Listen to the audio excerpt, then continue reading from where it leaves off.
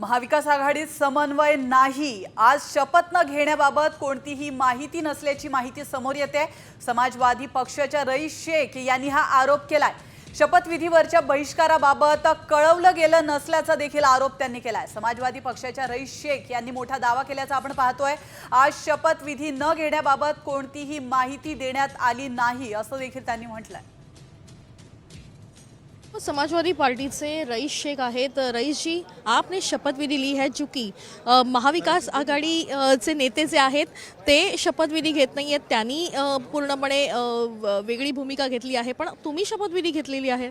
बघा, सकाळी मी आलो, मी सर्वांसोबतच बसलो होतो, मी आपला क्रमांक बघितलं, त्याप्रमाणे प्रथा आणि परंपराप्रमाणे आपण शपथ घेतलेली आहे। आता काय निर्णय झालेला आहे ते आम्हाला कम्युनिकेटच केलेला नाही।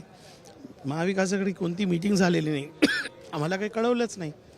तर नाही कळवल्यामुळे शपथ घेतली तर काही प्रॉब्लेम नाही आहे। मला असं वाटतं प्रत्येक आमदारांनी घ्यावं, ते घेतील पण आज जे झालं आहे ते निर्णय आम्हाला कळवलेला नव्हता। म्हणून महाविकास आघाडी जे आपण एकत्र आलो आहे तर त्याचे मूल दोन विषय आहे, संविधान वाचवणं आणि सेक्युलरिझमला जपणं।